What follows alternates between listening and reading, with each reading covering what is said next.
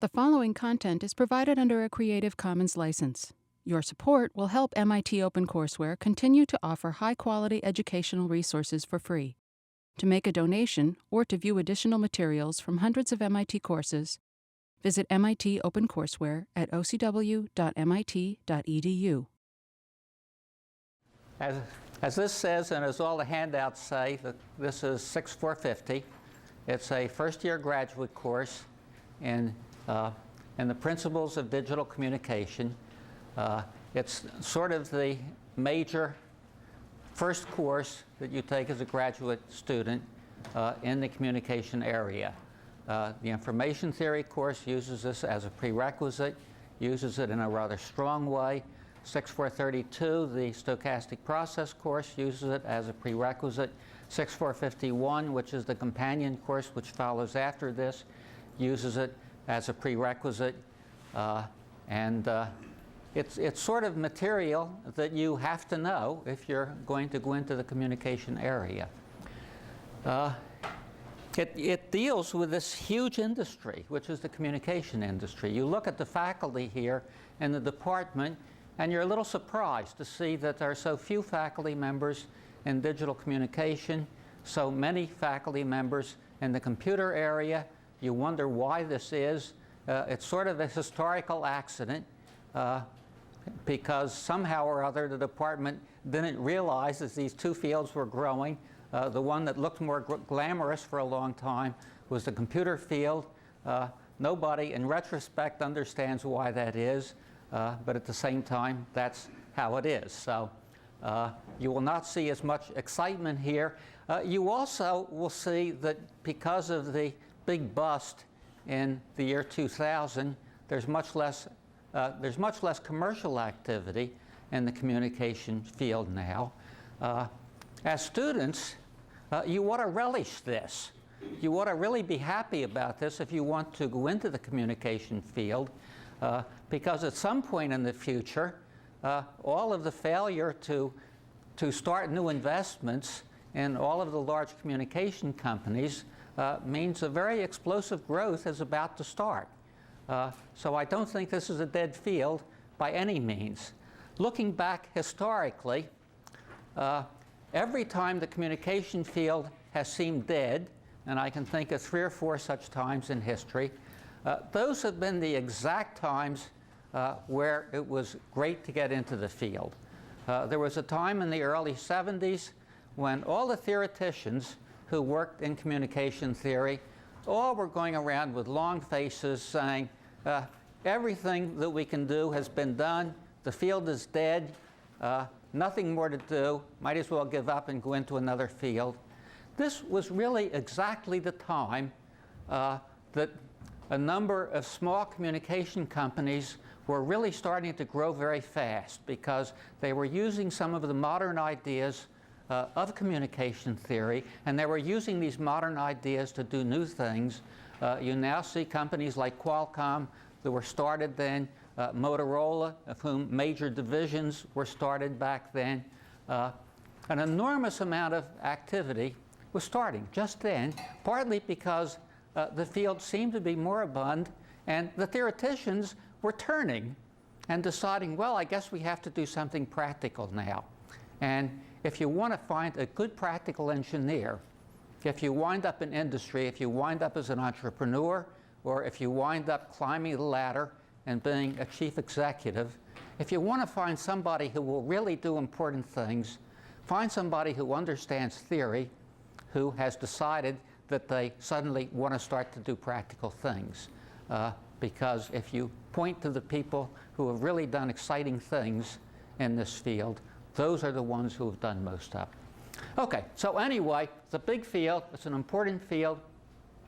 What we want to do is to study the aspects of communication systems that are unique to communication systems. In other words, we don't want to study hardware here. We don't want to study software here, because hardware is pretty much the same for any problem you want to look at. It's not that highly specialized, and software is not either.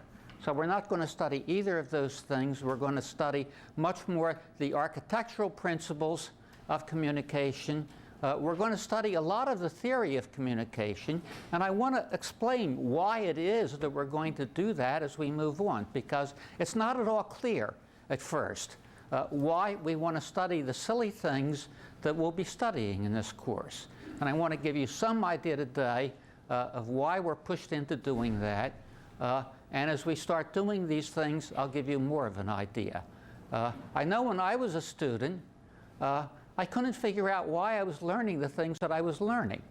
I just found that some things were much more interesting than others, and the things that tended to be interesting were the more theoretical things. So I started looking at them harder and thought, gee, this is neat stuff. But I had no idea that it was ever going to be important. So I'm going to try to explain to you why this is important, and something today about what the proper interrelationship is of engineering and theory. As another example of my own life, for a long time I thought, this is rather embarrassing to say, but you know, I was a theoretician and not much of an engineer for a very long time. And I kept worrying about this and saying, well, the stuff I'm doing is fun, and I enjoy doing it, but why should anybody pay me for it? Of course, I was being paid by MIT, I was being paid as a consultant, but I felt I was robbing all these people. And finally, I decided a rationale for all of this. Most people felt the theory was silly, and therefore they would keep asking me, well, if you're so smart, why aren't you rich? And I didn't have any very good answer to that, because I felt I was smart because I understood all this theory, but I wasn't rich. So I thought, gee, what I've got to do is do enough engineering to get rich. And then when people ask me that question, I can say, I am. And I would suggest to all of you, if you have theoretical leanings, to focus on some engineering also, so you can become rich, not because there's anything to do with the money, but just because it lets you hold your head up high in a society that values money a lot more than it values intellect. So it's important. Okay. This is a part of this two-term sequence. One comment here is I'm not sure that whether 6451, which is the second part of this sequence, is going to be taught in the spring or not. It might not be taught until spring of the following year. If a large number of you decide that you really want to do this and do it now, make yourselves heard a little bit, because the idea that a lot of people want this course will have something to do on whether somebody manages to teach it or not. So,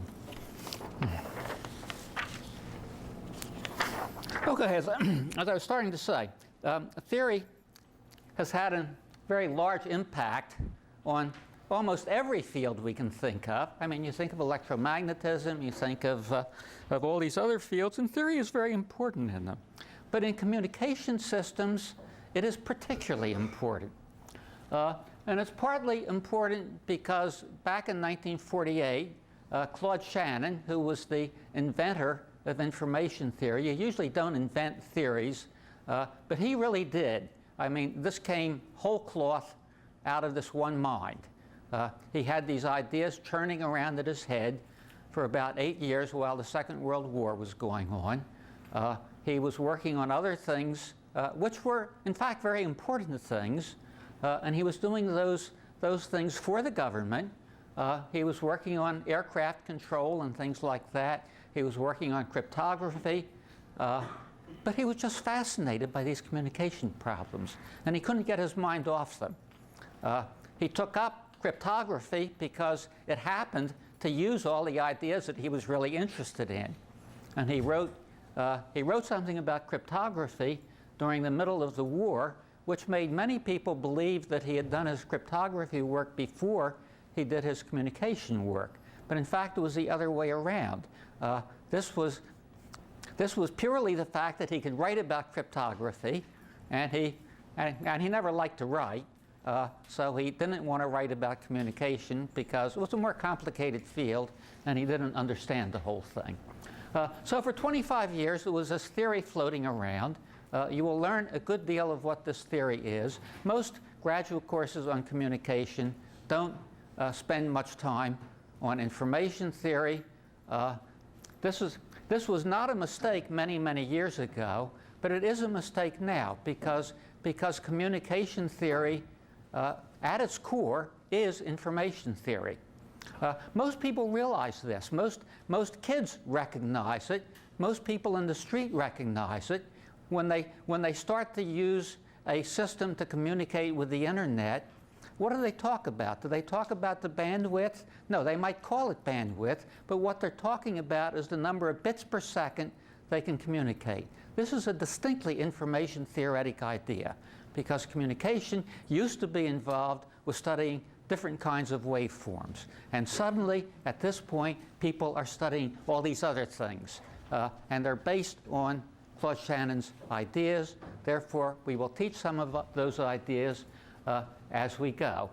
Matter of fact, I was talking a little bit about the fact that there's been a sort of a love-hate relationship by communication engineers for information theory. Back in 1960, long time ago when I got my PhD degree, the people at MIT, the people who started this field, many of them told me that information theory was dead at that point. There'd been an enormous amount of research done on it in the 10 years before 1960. And they told me I should go into vacuum tubes, which was the coming field at that time. 2 points to that story. If people tell you that information theory isn't important, please remember that story, or else tell them to start to study vacuum tubes. And the other point of it, well, I forgot what the other point of it is, so let's go on. Anyway, information theory is very much based on a bunch of very abstract ideas.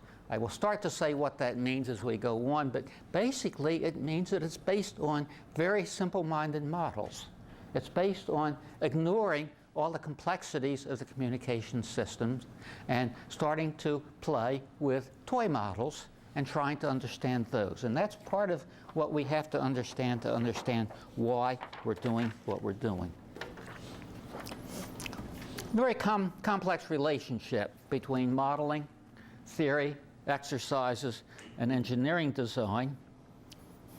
And maybe I shouldn't be talking about that now, and maybe the notes shouldn't talk about it, but I want to open the subject because I want you to be thinking about that throughout the term, because it's something that most people really don't understand, something that most teachers don't understand, it's something that most students don't understand. I mean, when you're a student, you do the exercises you do because you know you have to do them. There was a sort of apocryphal story a while ago that somebody told me about a graduate student, not at MIT, thank God, who went in to see the person teaching a course on wireless and saying, I don't want to know all that theory. I don't want to have to think about these things. Just tell me how to do the problems. Now, we will explain the enormous stupidity of that as we move on. Part of the stupidity is that the problems that you work on as a graduate student, even in your thesis, the problems that you work on are not real problems. The problems that we work on everywhere in engineering are toy problems. And we work on them because we want to understand some aspect of the real problem. We can never understand the whole problem, so we study one aspect, then we study another aspect. And the reason for all these equations that we have, it's not a way to understand reality. It really isn't. It's a way to understand little pieces of reality. You take all of those, and after you have all of these in your mind, you then start to study the real engineering problem. And you say, I put together this and this and this and this and this. This is important. This is not so important here. This is more important. And then finally, if you're a really good engineer, instead of writing down an equation, you take an envelope, as the story goes, and you scribble down a few numbers, and you say the way this system ought to be built is the following. That's the way all important systems get built, I claim. Important systems are not designed by the kinds of things you do in homework exercises. The things you do in homework exercises are designed to help you understand small pieces of problems. You have to understand those small pieces of problems in order to understand the whole engineering problem, but you don't do simulations to build a communication system. You understand what the whole system is. You can see it in your mind after you think about it long enough, and that's where good system design comes from. Simulations are a big part of all of this.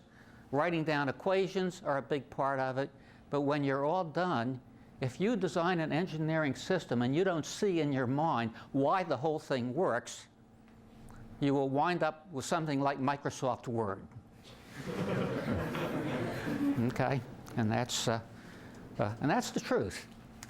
Okay, so the exercises that we're going to be doing are really aimed at understanding these simple models. The point of the exercises is not to get the right answer. The answer is totally irrelevant to everything. What's important is you start to understand what assumptions in the problem lead to what conclusions. How, if you change something, it changes something else. That's what you use in system design, because in system design, you can never understand the whole thing. You have to look at what parts of it are important, what parts of it aren't important, and the only way you can do that is having a catalog of these simple-minded things in the back of your mind. Practical engineers get that by dealing with real systems. Day to day, all their lives, they see catastrophes occur. Those things tell them what to avoid and what not to avoid. Students can do this in a much more efficient way.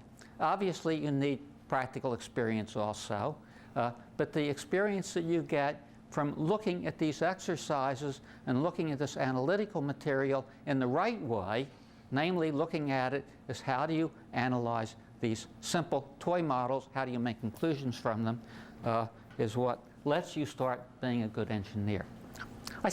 And I'm stressing this because at some point this term, all of you at different times are going to start saying, why the hell am I doing this? Why am I dealing with this stupid little problem? And stupid little problems can get incredibly frustrating at times because you see something that's so simple and you can't understand it. And then you say, well, this simple thing can't be important anyway. What I really want to do is understand what this overall system is. And you give up at that point. And don't do that. Sometimes there's a very difficult question about what you mean by something being simple. I will sometimes say that something is very simple, and I will offend many of you to whom it's not simple. And the point is, something becomes simple after you understand it. Nothing is simple before you understand it. So there's that point at which a light goes off in your head at which it becomes simple. And when I say that something is simple, what I mean is that if you think about it long enough, a light will go off in your head and it will become simple. It's not simple to start with. Other things are just messy. I mean, you've all heard of mathematical problems which are just ugly. They're these things of extraordinary complexity. They're things where there just isn't any structure. You see a lot of these things in computer science. I talked about Microsoft Word. Part of the reason it's such a lousy language is because the problem is incredibly difficult. It's incredibly unstructured. So people come up with things that don't make any sense because that inherently is not simple. Okay, these other things that we'll be studying here are inherently simple, and the only problem is how do you get to the point of seeing these simple ideas. Okay, so that's enough philosophy. No, not quite enough. A little more of that. All the everyday communication systems that we deal with are incredibly complex in terms of the amount of hardware, the amount of software in them. If you look at the whole system and you try to understand it as a whole, you don't have a prayer. There's no way to do it. these things work and they can be understood because they're very highly structured. They have simple architectural principles. What do I mean by architectural principles? It's a word that engineers use more and more. It started off with computer systems because it became essential there to start thinking in terms of architecture. It's exactly the same thing that you mean when you're talking about a house or a building. Namely, the architecture is the overall design. It's the way the different pieces fit together. And in engineering, architecture is the same thing. It's the thing that happens when your eyes fuzz over a little bit and you can't see any of the details anymore, and suddenly what you're doing is you're looking at the whole thing as an entity and saying, how do the pieces fit together? Well, that's what we're going to be focusing on here. One of the major keys to making these things simpler is to have standardized interfaces and to have layering. And we'll talk a little bit about each of these because our entire study of this subject is based on studying the different layers that we'll wind up with. Okay, the most important and most critical interface in a communication system is between the source and the channel. And today, that standard interface is almost always a binary data stream. And you all know this. I mean, when you talk about your modem, how do you talk about it? 48 kilobits per second, if you're an old-fashioned kind of guy. 1.2 megabits if you're a medium technology person, or several gigabits if you're one of these persons who likes to gobble up huge amounts of stuff. Okay, that's the way you describe channels. How many bits per second can you send? The way you describe sources is how many bits per second do you need as a way of viewing that source. When you store a picture, how do you talk about it? You don't talk about it in terms of the colors or any of these other things. Picture is a bunch of bits. Okay? And that, at the fundamental level, is what we're doing here. When you deal with source coding, you're talking fundamentally about the problem of taking whatever the source is, and it can be any sort of thing at all. It can be voice, it can be text, it can be emails with viruses in it, whatever. And the problem is you want to turn it into a bit stream. And then this bit stream gets presented to the channel. Channels and the channel encoding equipment don't have any idea of what those bits mean. They don't want to have any idea of what those bits mean. That's what an interface means. It means the problem of interpreting the bits, the problem of going from something which you view as having intelligence down to a sequence of bits is the problem of the source coder, and the problem of taking those bits and moving them from one place to another is the function of the channel designer, the network designer, and all of those things. When you talk about information theory, it's a total misnomer from the beginning. Information theory does not deal with information at all. It deals with data. And we will understand what that distinction is as we go on. When you talk about a bit stream, what you're talking about is a sequence of data. Doesn't mean anything. It's just that a 1 is different from a 0. And you don't care how it's different, it just is. Okay, so the channel input is a binary stream. It doesn't have any meaning as far as the channel is concerned. The bit stream does have a meaning as far as the source is concerned. So the problem is the source encoder takes these bits, takes this source, whatever it is, with its meaning and everything else, turns it into a stream of bits. You would like to turn it into as few bits as possible. Then you take those bits, you transmit them on the channel. The channel designer understands what the physical medium is all about, understands what the network is all about, and doesn't have a clue as to what all those bits mean. So the picture is the following. That's That's the major layering of all communication systems. There's the input, which is whatever it happens to be. There's the source encoder. The source encoder has to know a great deal about what that input is. You have to know the structure of the input. You have a source encoder for voice, and you use it to try to encode a video stream. It's not going to work, obviously. If you try to use a source encoder for English and try to use it on Chinese, it probably won't work very well either. It won't work for anything other than what it's intended for. So the source encoder has to understand the source. When I say understand the source, what do I mean? It needs to understand the probabilistic structure of the source. Okay, this is another of the things that Shannon recognized clearly that hadn't been recognized at all before this. You have to somehow understand how to view what's coming out of the source, this picture, say, as one of a possible set of pictures. If you know ahead of time that a communication system is going to be sending the Gettysburg Address or one of 50 other highly inspiring texts, what do? I mean, do you try to encode these things, all these different texts? Of course not. You just assign number 1 to the Gettysburg Address, number 2 to this second thing that you might be interested in. You send a number, and then at the output, out comes the Gettysburg Address, because you've stored that there.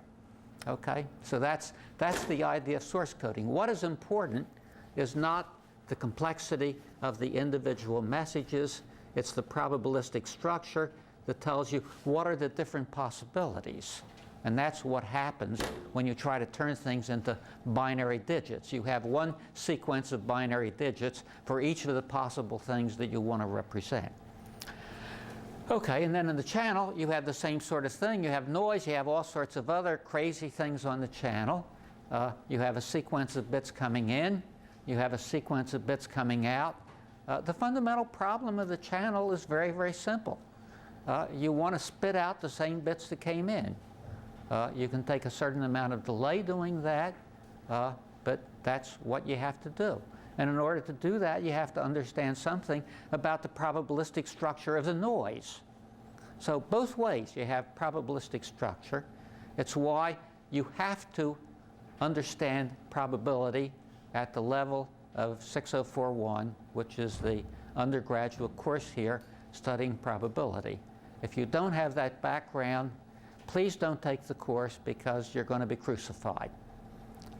If you think you can learn it on the fly, don't. You can't learn it on the fly. Probability, as a matter of fact, if you've taken the course, you still don't understand it, and you will need to scramble a little bit to understand it at a deeper level in order to understand what's going on here. 6041 is a particularly good undergraduate course. I think it's probably taught here better than it's taught at most places. But you still don't understand it the first time through. It's a tricky, subtle subject. You really need to understand enough of it. If you have no exposure to it, if you've taken a course called Statistics and Probability, which first teaches you statistics and then tucks in a little bit of probability at the end, go learn probability first, because you don't have enough of it to take this subject. Okay, the other part of dealing with these channels is that suddenly we have to deal with Fourier analysis and all of these things. If you don't have some kind of subject in signals and systems, some computer scientists don't learn that kind of material anymore. Again, you can't learn it on the fly, because you need a little bit of background for it. And those two prerequisites are really essential. Nothing else is essential. The more mathematics you know, the better off you are, but we will develop what we need as we go.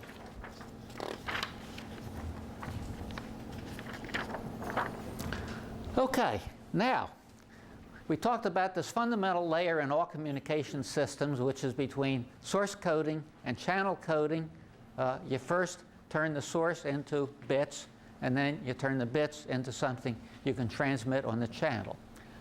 Source coding breaks down into 3 pieces itself. It doesn't have to break down into those 3 pieces, but it usually does. Much source coding, you start out with a waveform, such as with voice, or with pictures, you start out with what's more complicated than a waveform, some kind of mapping from x coordinate and y coordinate and time, and you map all of those things into something. And our problem here is we want to take these analog waveforms or generalizations of them. Turns out that all we have to deal with here is the analog waveforms, because everything else follows easily from that. So there's one question: how do you turn an analog waveform into a sequence of numbers? And this is the common way of doing source coding. Many of you have been exposed to the sampling theorem. You think that's the way to do it. This is one way to do it. We will talk a great deal about this. You will find out that the sampling theorem really isn't the way to do it. Although, again, it's a simple model. It's the way to start dealing with it. And then you learn the various other parts of that as you go along. After you wind up with sequences of numbers, we worry about how to quantize those numbers. Because fundamentally, we're trying to get from waveforms into bits. So the 3 stages in that process are: first, go to sequences, go from sequences to symbols. Namely, you have a finite number of symbols, which are quantized versions of those analog numbers, which can be anything. And then finally, you encode the symbols into bits. Decoding goes in the opposite order. Here's a picture which shows it better than the words do. From the input waveform, you sample it, or something more generalized than sampling it. That gives you a sequence of numbers. You quantize those numbers. That gives you a symbol sequence. You have a discrete coder, which turns those symbols into a sequence of bits in some nice way. Then you have this reliable binary channel. Notice what I've done here. This thing is that entire system we were talking about before. This has a channel encoder in it, a channel decoder, and all of that. But what we've been saying in this layering idea is when you're dealing with source coding, you ignore all of that. You say, okay, it's Tom's job, who is designing the channel encoder, to make sure that my bits come out here as the same bits. If the bits are wrong, it's his fault. If the bits are right, and this output waveform doesn't look like the input waveform, it's my fault. Okay? So part of the layering idea is we just recreate this whole thing here as the same bits, and we don't worry about what happens when the bits are different. Okay, the other part of this is that all of this breaks down in the same way. Okay? Namely, at this interface between here and here, the idea is the same. Namely, there's an input waveform that comes in. There's a sequence of numbers here. The job of this analog filter, as we call it, and you'll see why we call it that later, is to take numbers here, turn them back into waveforms. These numbers are supposed to resemble these numbers in some way or other. I can deal with this part of the problem totally separately from dealing with the other parts of the problem. Namely, the only problem here is how do I take numbers, turn them into waveforms. There are a bunch of other problems hidden here, like these numbers are not going to be exactly the same as these waveforms because I have quantization involved here. And since the numbers are not exactly the same, we have to deal with the questions of approximation. How do approximations in numbers come out in terms of approximations, in terms of waveforms. And that's where you need things like the sampling theorem and the generalizations of it that we're going to spend a lot of time with. Then you go down to this point. At this point, the quantizer produces a string of symbols, whatever those symbols happen to be, but they're, I mean, those symbols might in fact just be integers, whereas the things here were real valued numbers, and in quantizing we turn real numbers into integers by saying, well, it's the same way you approximate things all the time. You round off the pennies in your checkbook. It's the same idea. So the problem here is the quantizer produces these symbols here. The job of all of this stuff is to recreate those same symbols here. Okay, so those symbols now go into something that does the reverse of a quantizer. We'll call it a table lookup because that's sort of what it is. So we can study this part of the problem separately also. You don't have to understand anything about this problem to understand this problem. Finally, we have symbols here going into a discrete encoder. We have an interesting problem which says, how do we take these symbols which have some kind of probabilistic structure to them and turn them into binary digits in an efficient way? If these symbols here, for example, are binary symbols, and the symbols happen to be 1 with probability 999 out of 1,000, and 0 with probability 1 in 1,000, you don't really just want to take these symbols and map them in the straightforward way, 1 into 1 and 0 into 0. You want to look at whole sequences of them. You want to do run length coding, for example. You want to count how long it is between these zeros, and then what you do is send those counts and you encode them. So there are all kinds of tricks that you can use here. But the point is, this problem is separate from this problem, is separate from this problem. Now what we're going to do in this course is start out with this problem, because this is the cleanest and the neatest of the 3 problems. It's the one you can say the most about. It's the one which has the nicest results about it.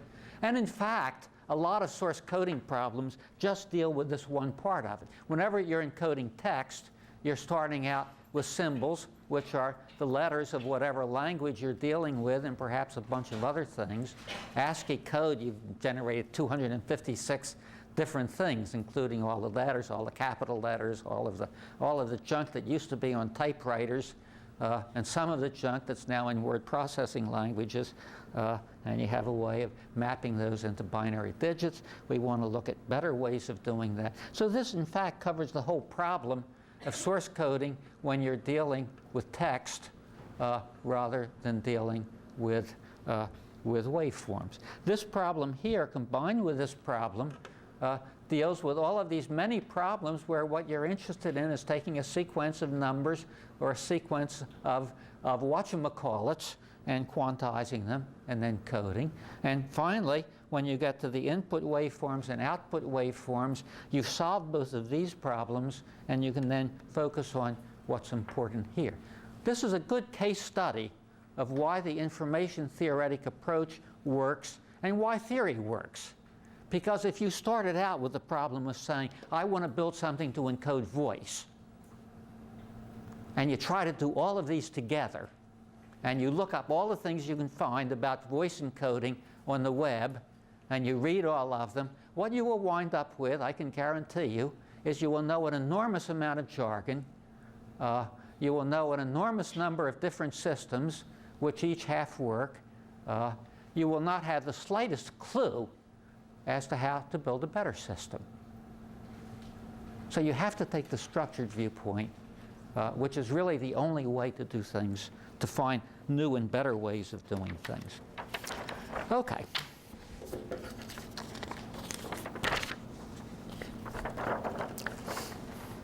Now, there are some extra things. I have oversimplified it.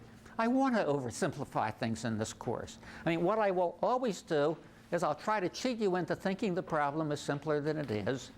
And then I will talk about all of the added little nasties that come in as soon as you try to use any of this stuff. And there are always nasties.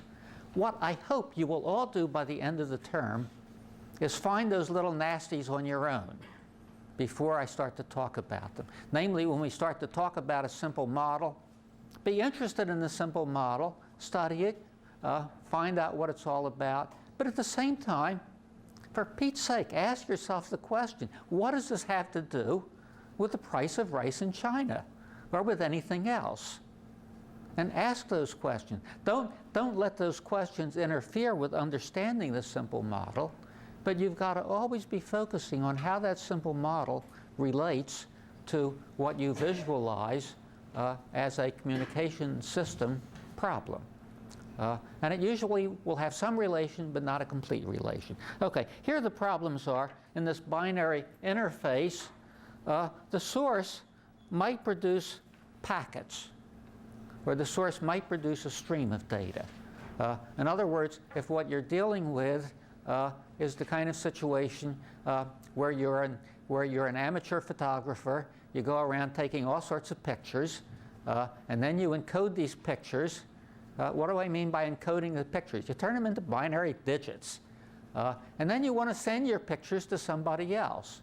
Well, what you're really doing is sending these packets to someone else. You're not sending a stream of data. You have 10 pictures. You want to send those 10 pictures. And at the output of the whole system, you hope you see 10 separate pictures. You hope there's something in there which can recognize that out of the stream of binary digits that come across the channel, there's some packet structure there. Okay, well, we're not going to talk about that really. I mean, whenever you start dealing with this problem of source encoding, you also need to worry a little bit about the packet structure. What are the protocols for knowing when something new starts, when something new ends? Those kinds of problems are dealt with mostly in the network course here. And you can find out all sorts of things about them there. But there are these two general types of things, packets and streams of data. In terms of understanding voice encoding, you can study them both together. Why can you study them both together? Because the packets are long, and because the packets are long, because they include a lot of data, you have a little bit of end effect about how to start it, a little bit of end effect about how to end it. But the main structural problem you'll be dealing with is what to do with the whole thing. And it's an added piece that comes at the end to worry about how do you denote the beginning and the end. And that's a problem you have with stream data also, because stream data does not start at time minus infinity. I mean, whatever the stream data is coming from, what it's coming from did not start at time t equals infinity. You just think of it that way because you recognize you can postpone the problem of how do you start it and how do you end it. And hopefully you can postpone it until somebody else has taken over the job. Okay. What the channel accepts is either these binary streams or packets, but then queuing exists. Okay? In other words, you have stuff coming into a channel. Sometimes I'm sitting at home and I want to send long files. I want to send this whole textbook I'm writing to somebody. You know, it queues up. It takes a long time to get it out of my computer and into this other person's computer. It would be nice if I could send it at optical speeds, but I don't care much. I don't care much whether it takes a second or a minute or an hour to get to this other person. He won't read it for a week anyway, if he reads it at all. So what difference does it make? Okay, but anyway, we have these queuing problems, which are, again, separable. They're dealt with mostly in the network course. What we're mostly interested in is how to reduce bit rate for sources. How do you encode things more efficiently? Data compression is the word usually given to this. How do you compress things into a smaller number of bits using the statistical structure of it? And then how do you increase the number of bits you can send over a channel? That's the problem with channels. If you have a channel that'll send 4,800 bits per second, which is what telephone lines used to do, if you build a new product that sends 9,600 bits per second, which was a major technological achievement back in the 70s and 80s, suddenly your company becomes a very important communication player. If you then take the same channel and learn how to communicate at megabits over it, that's a major thing also. How did people learn to do that? mostly by using all the ideas that the people used in going from 4,800 bits per second to 9,600 bits per second. It was the people who did that first job who were the primary people involved in the second job. The point of that is it doesn't really make any difference as an engineer whether you're going from 4,800 to 9,600 or from 9,600 to 19.2 or from 19.2 to 38.4 or whatever it is, or so forth up. Each one of these is just putting in a few new goodies, recognizing a few new things, making the system a little bit better. Okay, let's talk about the channel now. Okay, the channel is given. In other words, it's not under the control of the designer. This is something we haven't talked about yet. In all of these communication system design problems, one of the things to get straight is when you're worrying about the engineering of something, what parts of the system can you control and what parts of it can't you control? And even more when you get into layering, what parts can you control and what parts can other people control? Namely, if I have some source and I'm trying to transmit it over some physical channel, and I have two engineers, one of them is a data compressor and the other is a channel guy. What the channel guy is trying to do is to find a way of sending more bits over this channel than could be done before. What the data compressor is trying to do is to find a way to encode the source into fewer bits. If the two come together, the whole thing works. If the two don't come together, then you have to fire the engineers, hire some new engineers, or do something else, or you get fired. So that's the story. But the things you can't change here, you can't change the structure of the source, usually, and you can't change the structure of the channel. There's some very interesting new problems coming into existence these days by information theorists who are trying to study biological systems. And one of the peculiar things in trying to understand how biological organisms, which have remarkable systems for communicating information from one place to another, how they manage to do it. And one of the things you find is that this separation that we use in studying electronic communication does not exist in the body at all. In other words, what we call a source gets blended with the channel. What we call the statistics of the source get very much blended with what this organism is trying to do. If the organism cannot send such refined data, it figures out ways to get the data that it needs, which is essential for its survival, or it dies and some other organism takes over. So you find a system which has no constraints in it, and it evolves with all of these things changing at the same time. The channels are changing, the source statistics are changing, and the way the source data is encoded is changing, and the way the data is transmitted is changing. So it's a whole new generalization of this whole problem of how do you communicate. Okay. Here, though, the problem we're dealing with is these fixed channels, which you can think of, depending on what your interests are, you can view the canonical channel as being a piece of wire in a telephone network, or you can view it as being a cable in a cable TV system, or you can view it as being a wireless channel. We will talk about all of these in the course. The last 3 weeks of the course is primarily talking about wireless because that's where the problems are most interesting. But in any situation we look at, the channel is fixed. It's given to us. We can't change it. And all we can do is fiddle around with the channel encoding and the channel decoding. The channels that we're most interested in usually send waveforms. Okay, that brings up another interesting question. We call this digital communication. And what I've been telling you is that the sources we're interested in are most often waveform sources. And the channels that we're interested in are most often channels that send waveforms, receive waveforms, and add noise, which is waveforms. Why do we call it digital communication? Anybody have a clue as to why we might call all of this digital communication? Yeah? Because the analog signal is represented digitally. Because the analog gets represented in binary digits. Because we have chosen,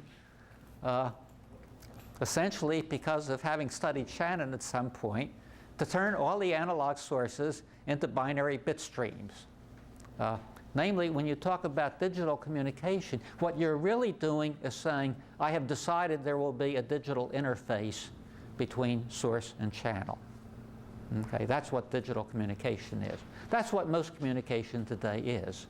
There's very little communication today that starts out with an analog waveform and finds a way to transmit it without first going into a binary sequence.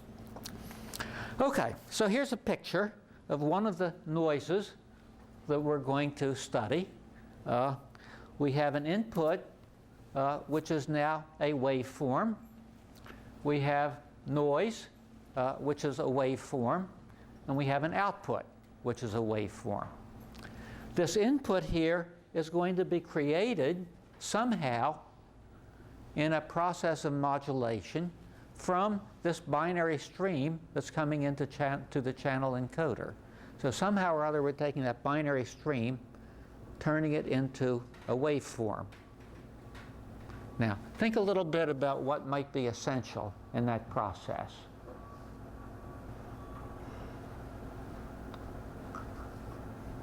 Okay, if you know something about practical engineering systems for communication, you know that there's an organization in the US called the FCC, and every other country has its companion set of initials, which says what part of the radio spectrum you can use and what part of the radio spectrum you can't use, and you suddenly realize that somehow it's going to be important to turn these binary streams into waveforms which are more or less compressed into some frequency band. So that's one of the problems we're going to have to worry about.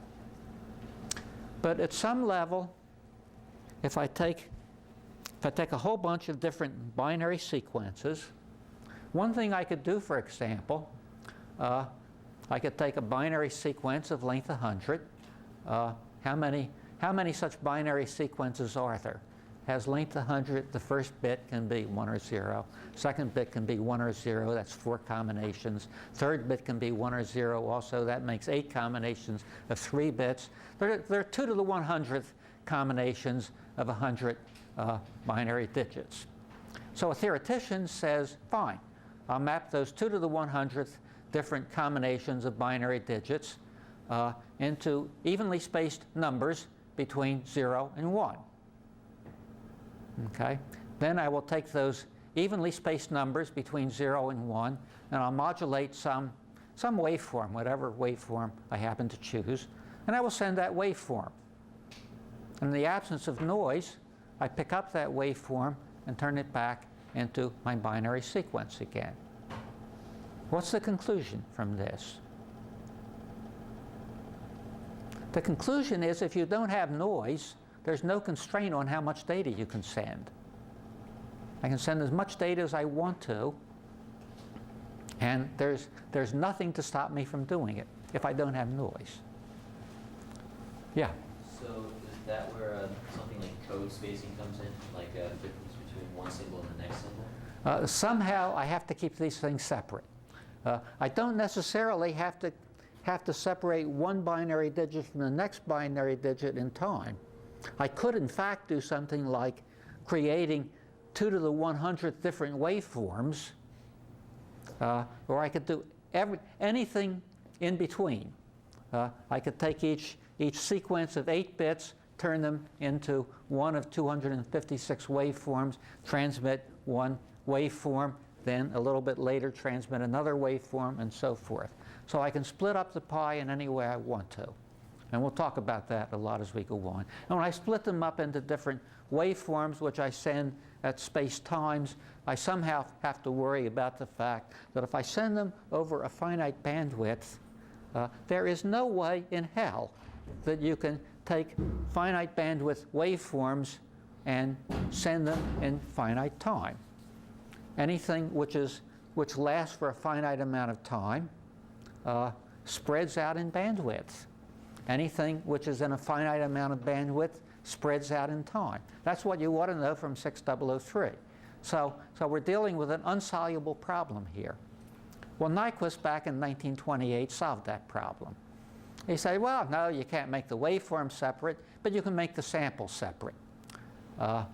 And people earlier had figured out they could do that with the sampling theorem, but the sampling theorem wasn't very practical. But Nyquist's way of doing it was practical. So in fact, you can separate these waveforms, but you still have the problem, how do you deal with the noise? Okay, well, one of the favorite ways of dealing with noise is to assume that it's something called white Gaussian noise. What is white Gaussian noise? White Gaussian noise is noise which, no matter where you look, it's sitting there. You can't get away from it. You move around to different frequencies, the noise is still there. You move around to different times, it's still there. It is somehow uniform throughout time and throughout frequency. Kind of an awkward thing, because if I developed a receiver which didn't have any bandwidth constraint on it, and I looked at this noise coming in, which was spread out over all frequencies, the noise would burn out the receiver. In other words, this white Gaussian noise has infinite power. That shouldn't bother you too much. You deal with unit impulses all the time. A unit impulse has infinite energy also. You probably never thought about it, because most undergraduate courses try very hard to conceal that fact from you, because they like to use impulses for everything, but impulses have infinite energy associated with them, and that's kind of a nasty thing. But anyway, we will deal with the fact that impulses have infinite energy and therefore not use them to transmit data, and we will deal with the fact that this noise has infinite power and find out how to deal with that.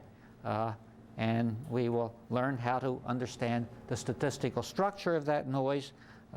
So we'll deal with all of these things when we start studying these channels. And as we do that, we will find out that no matter what you do on a channel like this, there are some fundamental constraints on how much data can be transmitted. I can take you through a little bit of a thought experiment which will sort of explain that, I think. And it's partly what we were just starting to say over here. Simple-minded way to look at this problem is I have binary digits coming in. I take these binary digits and I separate them into short sequences of m binary digits each. So I take the first m binary digits, then I take the next m binary digits, then the next m binary digits, and so forth. A sequence of m binary digits, there are 2 to the m combinations of this. So I map these 2 to the m combinations into one of 2 to the m different numbers. Now, you look at this noise and you say, I have to keep some separation between these numbers. Okay, so with a separation between the numbers, say the separation is 1. Let this define the number 1. That's something we theoreticians do all the time. Okay, so I have 2 to the m different levels. I have to send this in a certain bandwidth. The sampling theorem says I can't send things at more than twice the bandwidth of this system. So I have a bandwidth of 2w. I can send m binary digits in this bandwidth w, and therefore I can send bits at a certain rate. This is all very crude, but it's going to lead us to an interesting trade-off. I can increase m, and by increasing m, I can get by with a smaller bandwidth, because I have these symbols, these m-bit symbols coming along at a slower rate. So by increasing m, I can decrease the bandwidth. By increasing m, I can reduce the bandwidth, but by reducing the bandwidth, the power is going up. you can see that as I change m, the power is going up exponentially with m. In other words, the trade-off between bandwidth and power is kind of nasty in this simple-minded picture. And let me jump ahead.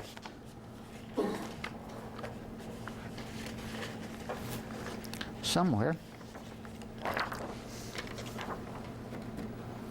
For this additive weight Gaussian noise with a bandwidth constraint, Shannon showed that the capacity was W times log of 1 plus the power in the system times the noise power times W. Now, I don't expect you to understand this formula now, and there's a lot of very tricky and somewhat confusing things about it. One thing is that the power in the noise is going up with the bandwidth that you're looking at. Because I said the bandwidth is everywhere, you can't avoid it. And therefore, if you use a wider bandwidth system, you get more noise coming into it. If you have a certain amount of power that you're willing to transmit, a certain amount of noise, and the number of bits per second you can transmit is going up with W.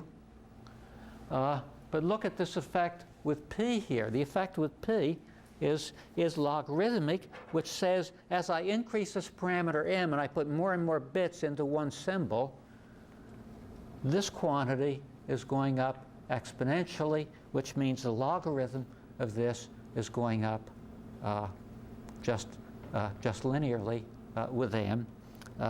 And this gives you, if you look at it carefully, the same trade-off as the simple-minded example I was talking about.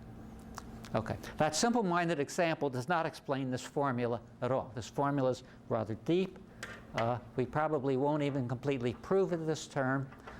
What Shannon's result says is that no matter what you do, no matter how clever you are, with this noise that exists everywhere, the fastest you can transmit with the most sophisticated coding schemes you can think of is this rate right here, which is what you would think it might be just from this scaling in terms of W and m, where when you increase m, the power goes up exponentially. It's the same kind of answer you get with that simple thought experiment. The fact that you have a 1 in here is a little bit strange, and we'll find out where that comes from. But the idea here is that this noise is something you can't beat. The noise is fundamental. It's a fundamental part of every communication system. As I always like to say, noise is like death and taxes. You can't avoid them. They're there. And there's nothing you can do about them. Like death and taxes, you can take care of yourself and live longer. And with taxes, well, you can become wealthy and support the government and make all sorts of payments and reduce your taxes that way. Or you can hire a good accountant. So you can do things there also. But those things are still always there. So you're always stuck with this. And one of the major parts of the course will be to understand what this noise is in a much deeper context than we would otherwise. Okay, so I'll save that and come back to it later. We have the same kind of layering in channel encoding. When I talk about channel encoding, I'm not talking about any kind of complicated coding technique. 6451 talks about all of those. What I'm talking about is simply the questions of how do you take a sequence of bits, turn it into a sequence of waveforms in such a way that at the receiver we can take that sequence of waveforms and map them reliably back into the original bits. There's a standard way of doing this, which is to take this sequence of bits, first send them through a discrete encoder, and what the discrete encoder will do is something like this. It maps bits at one rate into bits at a higher rate, and this lets you correct channel errors. Simple example of this is you map 0 into 0, 0, 0, 1 into 1, 1, 1, and if the rest of your system Namely, if this part of the system makes a single error at some point, this part of the system escapes from it. Okay, should have put these on one slide, but I couldn't. Okay, this takes a single zero, turns it into 3 zeros. These 3 zeros go into this modulator, which maps this into some waveform responsive to these 3 zeros. Waveform goes through here, noise gets added, the modulator detects those binary digits, comes out with some approximation to these 3 zeros. Every once in a while, because of the noise, one of these bits comes out wrong, and because they come out wrong, this discrete decoder says, aha, I know that what was put in was either 0, 0, 0 or 1, 1, 1. It's more likely to have one error than to have 2 errors, and therefore anytime one error occurs, I can decode it correctly. Now that is a miserable code. A guy by the name of Hamming became very famous for generalizing this just a little bit into another single error correcting code, which came through at a slightly higher rate, but still corrected single errors. He became inordinately famous because he was a tireless self-promoter, and people think that he was the person who invented error correction coding. He really wasn't, and his heirs will probably, I don't know. Anyway, coding of this type, namely mapping binary digits into longer strings of binary digits in such a way that you can correct binary errors, has always been a major part of communication system research. A large number of communication systems work in exactly this way, and in fact, the older systems which use coding tended to work this way. This was a very popular way of trying to design systems. You would put a total layering across here. Namely, this part of the system didn't know that there was any coding going on here. At this point where you're doing discrete decoding, you don't know anything about what the detector is doing here. It doesn't take a lot of imagination to say if you have a detector here and there's this symbol that comes through here, noise gets added to it, you're trying to decode this symbol, and there's this Gaussian noise which is just sort of spread around, it's concentrated. Usually when errors occur just barely. What you see at this point is you almost flip a coin to decide whether a 0 or a 1 was transmitted at this point. If this poor guy had that information, this poor guy could work much, much better. Namely, this guy could correct double errors instead of single errors, because if one bit came through with a clear indication that that's what it was, and the other 2 bits came through saying, well, I can't really tell what these are, then this guy could correct 2 errors instead of 1 error. Okay, so this is a good example where this layering in here is really a rotten idea. Most modern systems don't do that strict layering. But a whole lot of modern systems do, in fact, do this binary encoding here, and they use the principles that came out of the binary encoding from a long time ago. And the only extra thing they do here is they use this extra information from the demodulator. This is something called soft decoding instead of hard decoding. In other words, what comes out of the demodulator is soft decisions, and soft decisions say, well, I think it was this, but I'm not sure, or I am sure, and so forth. There's a whole range of graduations. We will study detection theory, and we'll understand how that works, and we'll understand how you use those soft decisions and all of that stuff. And it's kind of neat.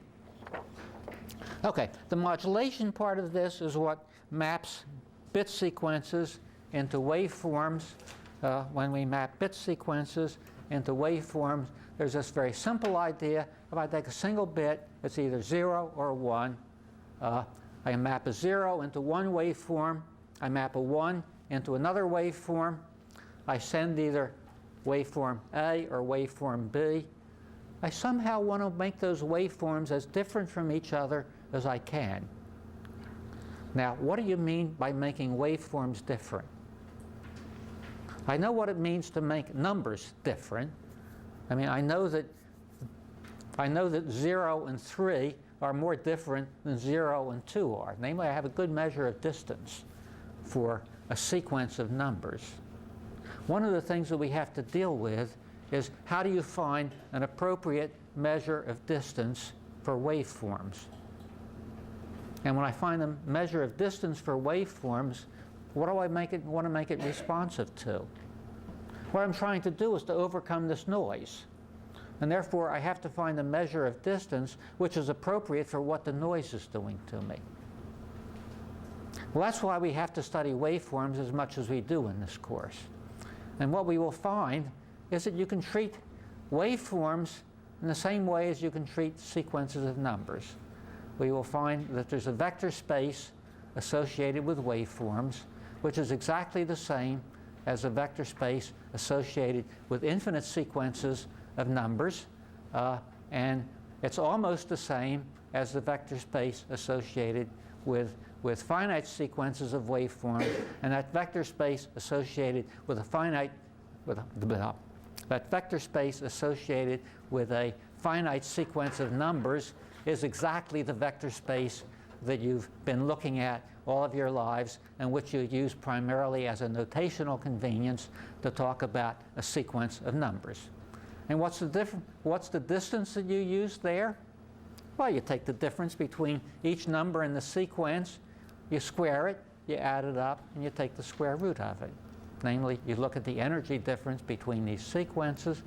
What we will find remarkably is when we do things right, the appropriate distance to talk about on waveforms is exactly what comes from the appropriate looking at sequences. And in fact, we'll take waveforms and break them into sequences. That's a major part of this modulation process. And you think of that in terms of the sampling theorem. Namely, you take a bunch of numbers, you take each number in the sampling theorem, and you put a little sine x over x hat around it, and you transmit that, and then you add up all of these different samples, which is a sequence of numbers, each of them with these little sine x over x caps around them. And the neat thing about the sine x over x caps around them is they all go to 0 at these sample points, and it all works. And therefore, the sequences look almost the same as the waveforms. We'll find out that that works in general, so we will do most of that. Modern practice often combines all these layers into what's called coded modulation. In other words, they go further than just this idea of soft decisions and actually treat the problem in general of what do you do with bits coming into a sequence, into a system. How do you turn those into waveforms that can be dealt with in an appropriate way? And we'll talk just a little bit about that, and mostly 6451 talks about that. I want to talk a little bit, right at the end, I'm almost finished, about computational complexity in these communication systems that we're trying to worry about. Because one of the things that you will become curious about as we move on is that we are sometimes suggesting doing things in ways that look very complex. The word complex is an extraordinarily complex word. None of us know what it means because it means so many different things. I mean, I was saying that these telephone systems are inordinately complex. But, you know, in a sense, they aren't, because they have an incredible number of pieces, all of which are the same. So you can understand a telephone system in terms of understanding a relatively small number of principles. you can understand these Gaussian channels in terms of understanding a small number of principles. So they're complex if you don't know how to look at them. They're simple if you do know how to look at them. Here, what I'm talking about is how many chips do you need to build something? How complicated are those chips? Fundamentally, how much does it cost to build a system? Well, one of the curious things, and one of the things that has made information theory so popular in designing communication systems, is that we're almost at the point where chips are free. Now, what does that mean? It means if you want to do something more complicated, it hardly costs anything. This is sort of Moore's law. Moore's law says you can put, every year, you can put more and more stuff on a single chip. And you can do this cheaply, and the chips work faster and faster, so you can do more and more complicated things very, very easily. There are some caveats. Low cost with high complexity requires large volume. Okay? In other words, it takes a very long time to design a chip, takes an enormous amount of lead time. I mean, we're not going to study these details in the course, but I want you to be aware of why it is that, in a sense, complexity doesn't matter anymore. If you spend a long enough time designing it and you can produce enough of them, you can do extraordinarily complex things very, very cheaply. I mean, you see this with all the cellular phones that you buy. I mean, cellular phones now are actually giveaway devices. And you look at them to see what's in them, and they're inordinately complicated. You buy a personal computer today, and it's 1,000 times more powerful than the biggest computers in the world 30 years ago. You can do everything more cheaply now than you could before. What's the hitch? Well, you see the hitch when you program a computer. Namely, if you look at word processing languages, yes, they become bigger and bigger every year. They become more and more complex. They will do more and more things. As far as their function of word processing, some of us think there have been advances in the last 30 years. Others, like myself, feel that there have not been advances, that in fact we're going backwards. And the problem is we have so much complexity that we don't know how to deal with it anymore.